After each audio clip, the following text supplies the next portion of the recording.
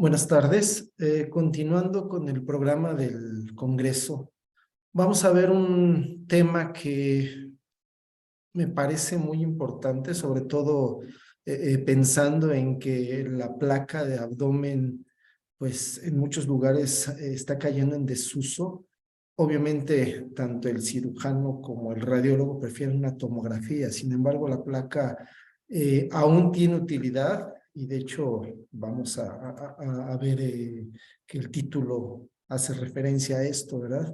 RX de abdomen aún tiene utilidad. Vamos a ver para qué sirve una radiografía de abdomen hoy en día y sobre todo la orientación que le vamos a dar a la plática más bien es en cuanto a la semiología, a los patrones radiológicos de la patología abdominal por placa de abdomen. Entonces vamos a comenzar eh, a manera de introducción. La placa de abdomen es un método muy disponible. Está disponible prácticamente en todos lados. Es fácil de realizar, es rápido, es económico. Por lo tanto, pues debería utilizarse más y mejor. Sigue siendo muy útil para valorar el abdomen agudo. Eh, Sin embargo, muchas veces es el médico radiólogo el que no se siente capaz de dar un diagnóstico preciso. Entonces, la finalidad de esta plática es dar herramientas al radiólogo para dar diagnósticos, para concluir sus reportes con mayor precisión.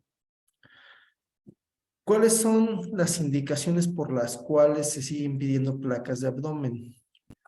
Tenemos varias, ¿no? La primera casi siempre es cólico renoureteral. Ahorita no vamos a hablar del padecimientos urológicos, pero tenemos otras dos muy importantes: sospecha de oclusión intestinal y sospecha de perforación intestinal. Vamos a recordar que una radiografía de abdomen básica consta de una proyección en decúbito supino. Esa va a ser la proyección básica. Muchas veces el técnico radiólogo, para ahorrar tiempo, para ahorrar esfuerzo, lo que hace es parar al paciente en el buqui de pared, en donde toma tórax, nada más lo baja y toma la radiografía de abdomen con el paciente en bipedestación. Está mal eso. La proyección básica debe ser en decúbito supino, es la que más información nos va a dar, y la proyección en bipedestación va a ser adicional, sobre todo cuando sospechamos de oclusión o cuando sospechamos de que hay neumoperitoneo. Otra proyección adicional para los pacientes graves es el decúbito lateral izquierdo. Esta nos va a permitir ver lo mismo que la placa en bipedestación. Tenemos un ejemplo, esta radiografía en la cual vemos importante dilatación de las asas de intestino de delgado. Y bueno, se ven algunos signos de neumoperitoneo. Los vamos a ver más adelante con detalle. Tenemos el signo de Rigler, el signo del triángulo, aire subhepático, etcétera, etcétera. Se le pide la radiografía de pie, sin embargo, el paciente viene grave, entonces le hacemos una radiografía en decúbito lateral izquierdo con rayo tangencial. ¿Cuál es el resultado? Es el mismo resultado que si se tomara una radiografía en bipedestación. Vemos el aire libre entre el hígado y la pared y también vemos los niveles hidroaéreos, entonces el resultado es el mismo. Entonces, esta es una proyección adicional que tenemos que utilizar con mayor frecuencia, sobre todo en pacientes graves. Bien, ¿cómo vamos a abordar ahorita el tema? En la placa de abdomen ahorita nos vamos a centrar en las lesiones que nos dan una densidad de partes blandas, sobre todo crecimientos de órganos sólidos y colecciones líquidas. Y vamos a ver también las alteraciones de densidad aérea, alteraciones en el patrón aéreo y neumoperitoneo. Es lo que vamos a ver ahorita en esta plática. Densidades de partes blandas.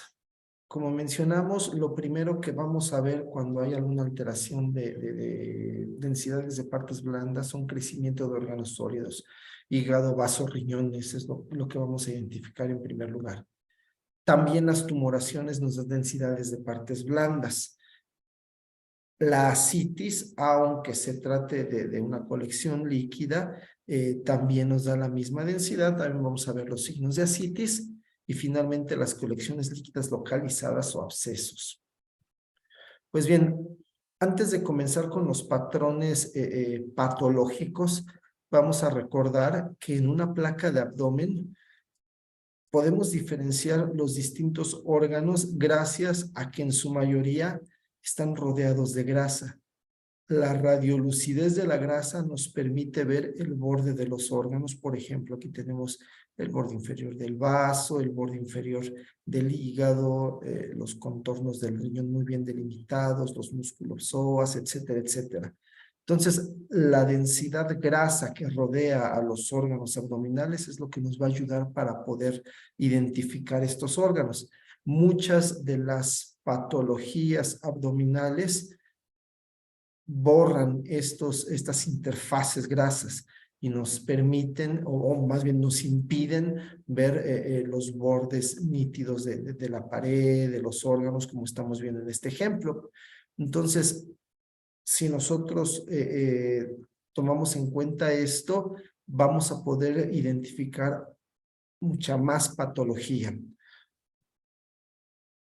Primer ejemplo que tenemos pues es esta, en donde vemos el hígado aumentado de volumen con el desplazamiento en sentido caudal del colon transverso. Entonces es la primera alteración que vemos con aumento en la densidad, esta hepatomegalia. Y del otro lado tenemos un ejemplo de esplenomegalia. Vemos cómo el borde se ve con toda nitidez debido a la grasa que rodea el vaso. El borde inferior del vaso llega prácticamente a la cresta ilíaca. Son dos ejemplos de megalias. Otro ejemplo de megalia, este paciente en donde podemos ver el borde del riñón izquierdo gracias a la grasa perirenal. Sin embargo, no identificamos el riñón derecho. Lo que pasa es que el riñón derecho tiene un incremento importante de volumen en un paciente que tenía hidronefrosis. Aquí tenemos otra imagen que nos da una lesión con densidad de tejidos blandos. Tenemos proyectada sobre la columna esta lesión ovoidea que tiene los bordes nítidos bien definidos, con calcificaciones en su pared. Este es un paciente con un aneurisma de la aorta abdominal.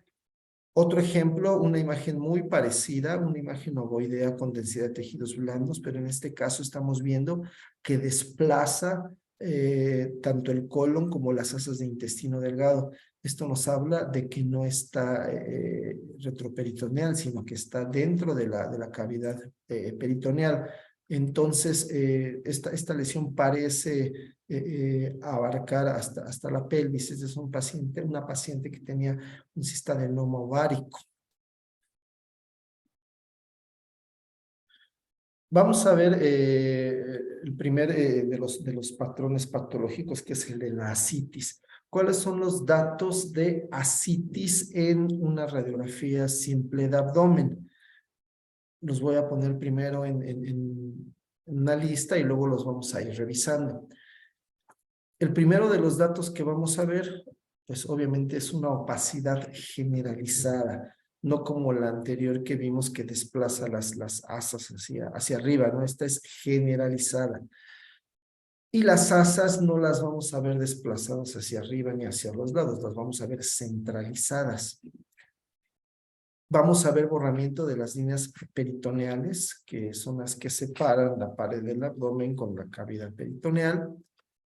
Vamos a ver borramiento de interfaces de los órganos sólidos. Estas imágenes radiolúcidas por la grasa que nos permiten delimitar los órganos son las que vamos a perder cuando haya ascitis.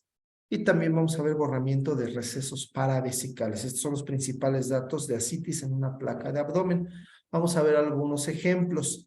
Tenemos aquí la primera, en donde vemos la opacidad generalizada del abdomen.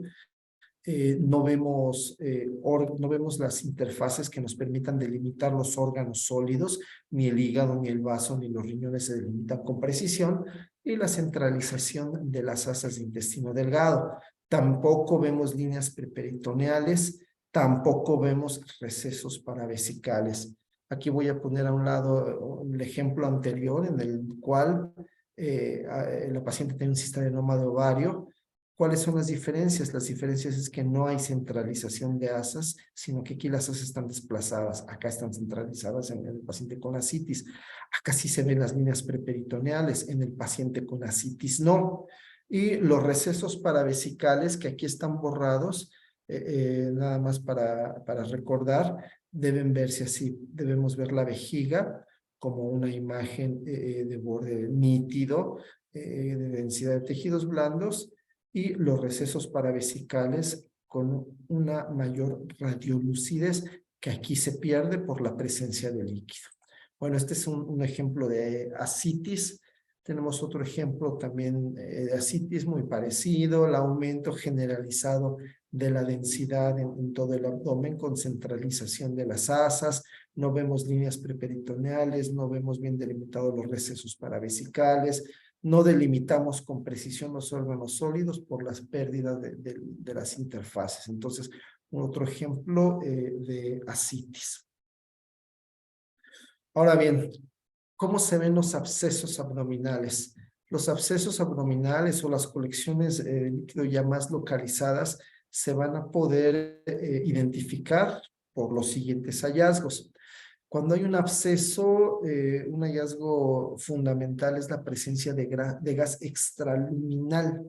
Si vemos que hay gas fuera del tubo digestivo, eso es un dato importante que sugiere absceso. Obviamente, al ser una colección, al ser una lesión que ocupa espacio, se va a comportar como una masa, como una tumoración. Entonces vamos a poder identificar esta tumoración en la radiografía. También va a producir borramiento de interfaces entre grasa y tejidos blandos. Va a haber desplazamiento visceral porque está ocupando un espacio.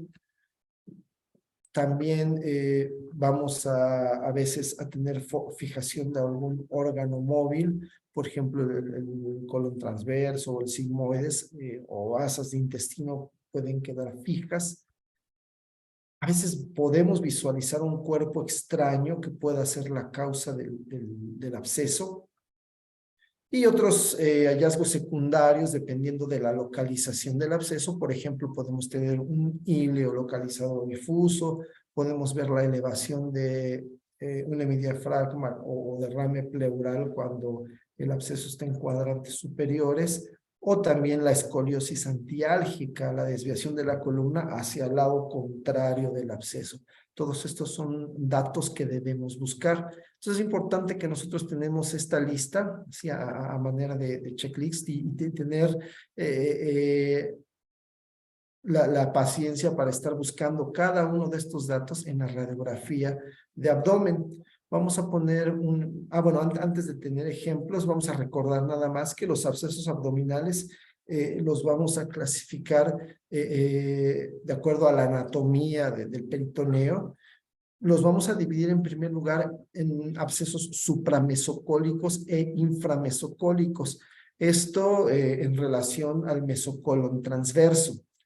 Los supramesocólicos los vamos a dividir a su vez en subfrénicos, derecho e izquierdo, subhepático. Vamos a tener un espacio importante también en la transcavidad de los epiplones. Algunos refieren también a un espacio periesplénico. Y bueno, los inframesocólicos los vamos a tener infracólicos, tanto derecho como izquierdo. Aquí también algunos les llaman abscesos interasa.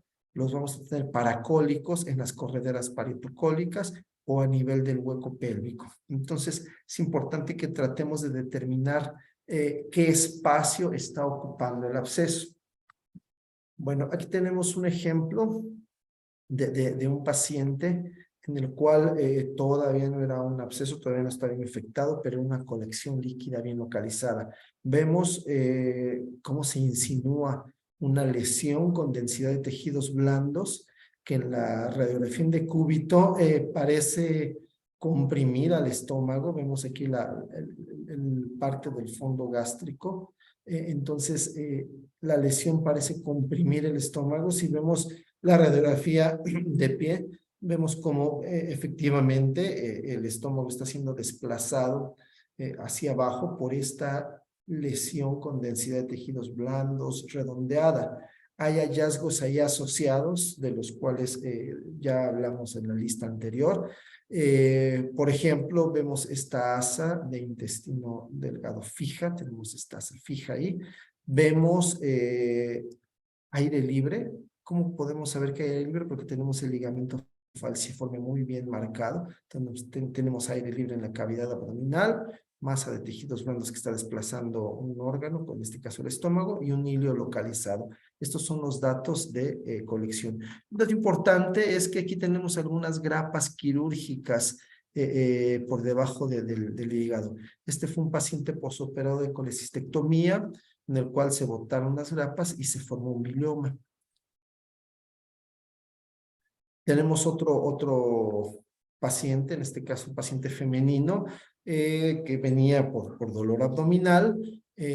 Pasó lo que ya les dije anteriormente, el técnico la mete a la sala, la para, baja el buki de pared y toma la placa en bipedestación. Entonces, bueno, yo ya estaba haciendo corajes y estaba ahí regañando a la gente cuando me doy cuenta que en esta placa en bipedestación vemos muy claros los datos de absceso. Vemos el colon ascendente ligeramente desplazado. Entonces esto nos habla de que hay algo en la corredera paritocólica. Y efectivamente vemos insinuando hacia aquí una lesión con densidad de tejidos blandos que tiene un corpúsculo aire en su interior. Recuerden, aire extraluminal, masa o tumoración con densidad de tejidos blandos que desplaza algún órgano, es un dato de absceso. Y vemos que no se distinguen con precisión los distintos músculos de la pared abdominal. Por ejemplo, acá vemos muy bien el transverso, el oblicuo interno, el oblicuo externo. Acá no se ven con tanta precisión. También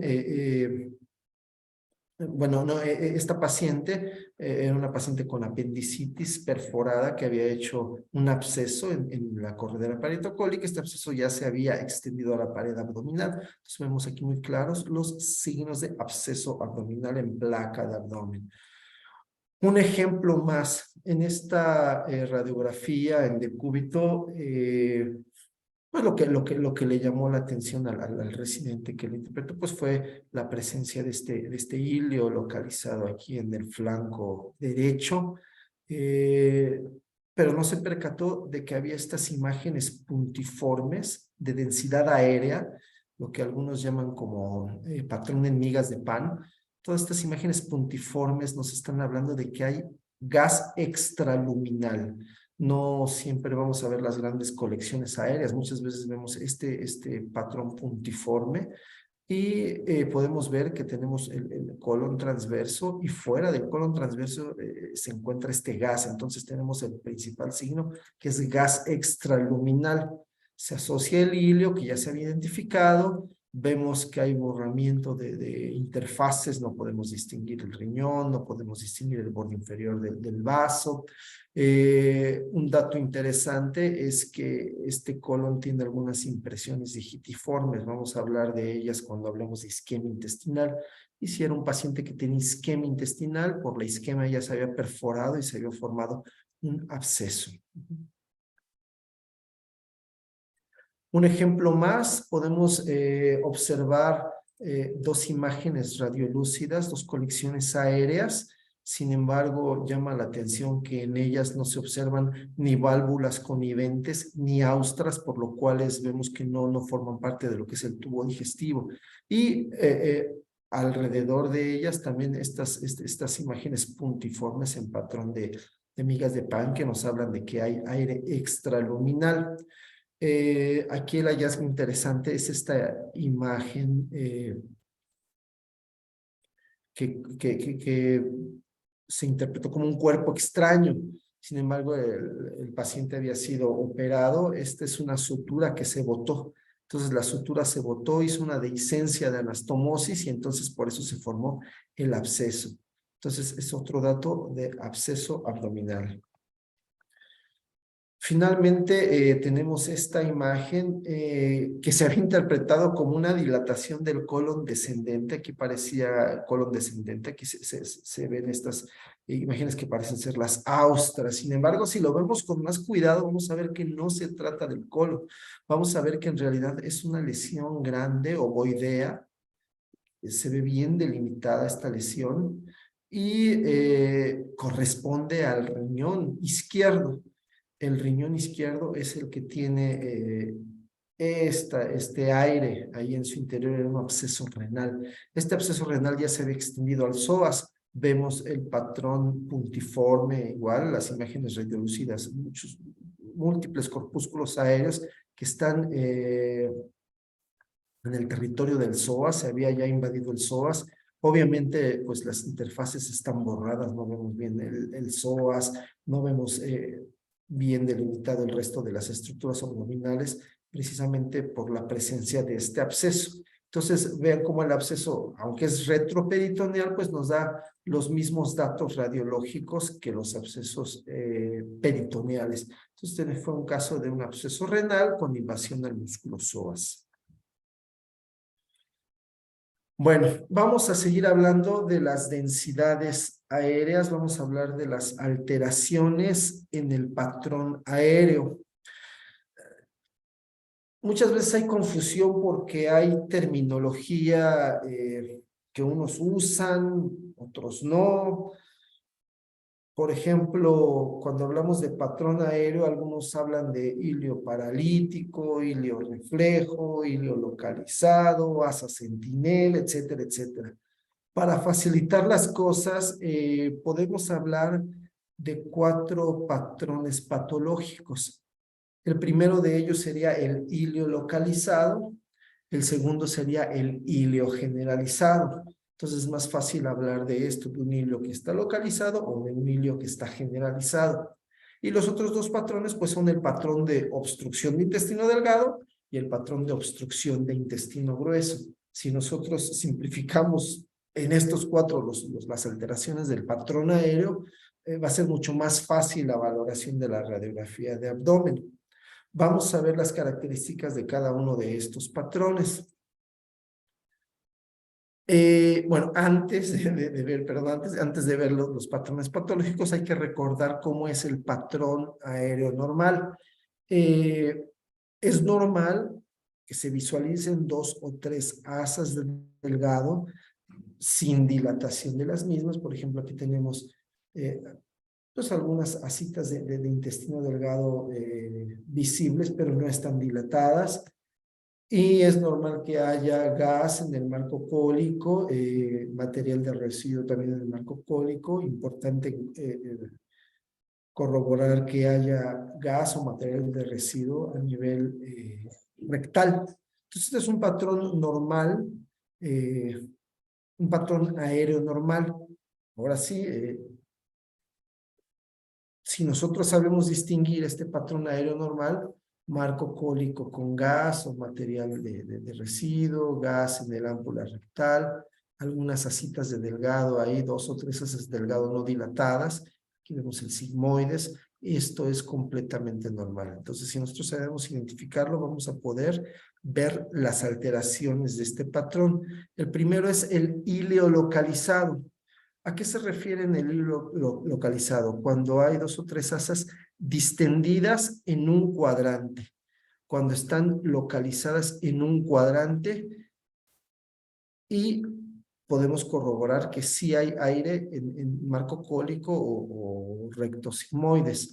Entonces, 2 o 3 asas distendidas en un cuadrante, gas en marco cólico o rectosigmoides, esto es un hilo localizado.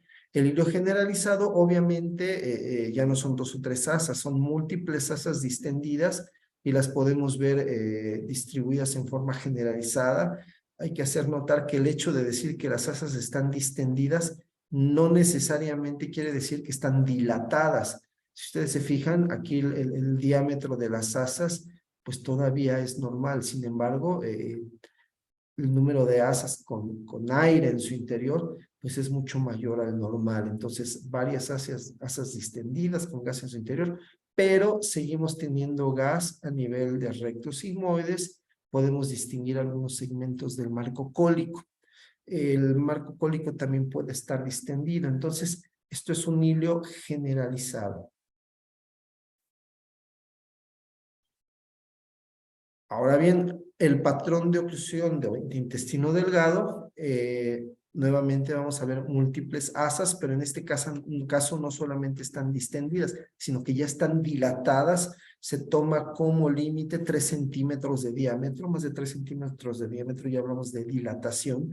Entonces, las asas están dilatadas, no tenemos gas en rectos sigmoides, a veces ya no hay gas tampoco en el marco cólico.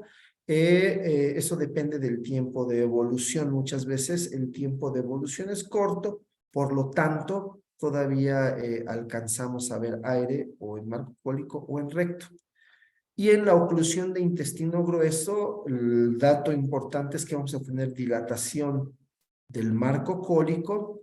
Acuérdense que el marco cólico puede distenderse hasta 9 centímetros a nivel del ciego, hasta 6 centímetros a nivel de ascendente, de transverso o de descendente y hasta 4 centímetros a nivel de sigmoides. Entonces, más de esto ya habla de que hay obstrucción. Vamos a ver ausencia de aire en el recto. Entonces es muy notorio todo el marco cólico dilatado y el recto sin aire, ¿no? Puede haber aire en el intestino delgado cuando la válvula ileocecal es incompetente. En cambio, cuando la válvula ileocecal es competente, no vamos a ver dilatación de intestino delgado. Y entonces esta obstrucción se va a comportar como una obstrucción de asa cerrada. Y es importante identificar esto. Si vemos un patrón de oclusión de intestino grueso sin dilatación de intestino delgado, es una urgencia. ¿Por qué? Porque va a llegar a la isquemia mucho antes que una oclusión con válvula incompetente. Bien, pues vamos a ver algunos ejemplos de estos patrones.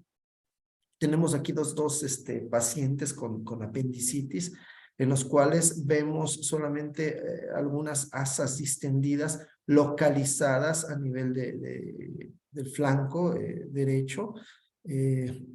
Vemos un poquito esta escoliosis antiálgica de la que hablábamos antes, pero en este caso todavía no alcanzamos a identificar que haya un absceso. Sin embargo, podemos decir que tiene un hilio localizado. Un ejemplo muy similar, algunas asitas distendidas ahí a nivel de la fosa ilíaca derecha y el resto se ve normal, ¿no? Vemos el marco cólico, este patrón de hilio localizado en un paciente con apendicitis.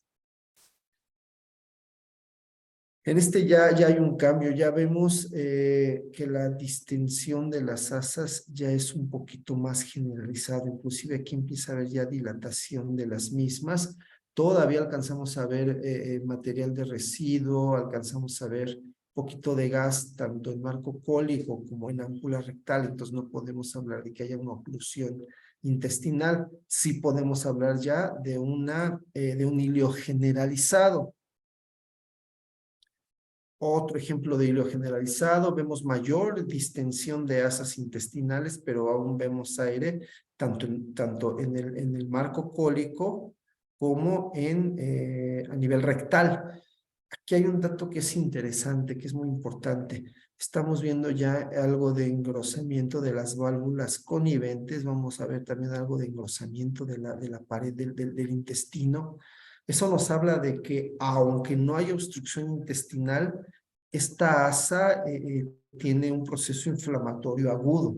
Entonces, son datos que nos llevan a no confiarnos, a decir, no, solamente es un hilio, sino que en este caso sí hay ya lo que antes llamaban sufrimiento de asa, ¿no? Esta asa tiene un proceso inflamatorio agudo, que sí requiere quizás atención quirúrgica, ¿no?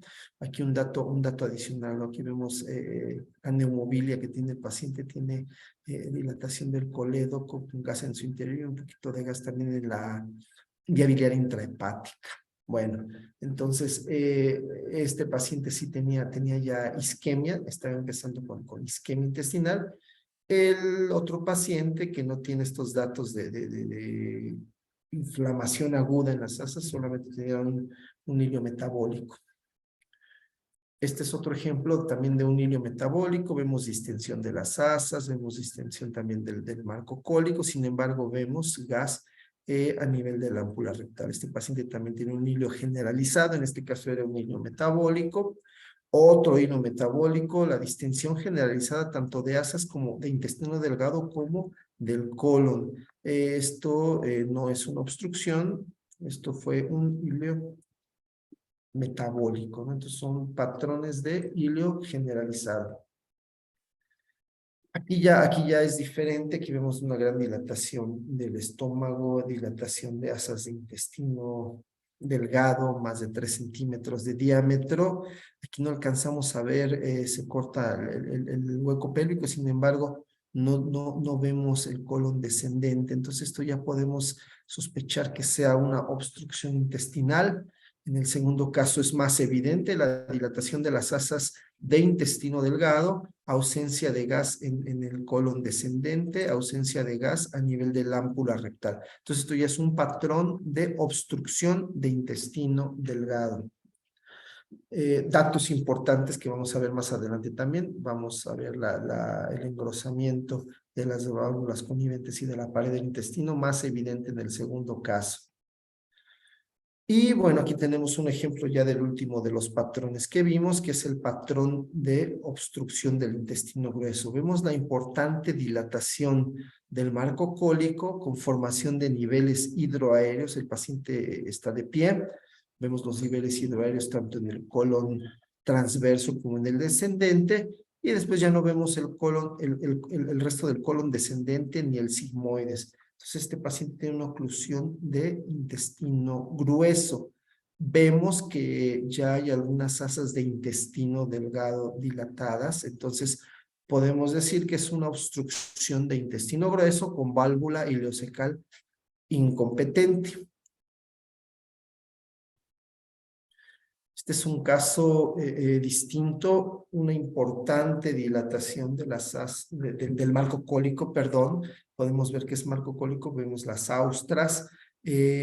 ¿Cómo sabemos que son austras y no válvulas coniventes? Porque no atraviesan en su totalidad todo el asa.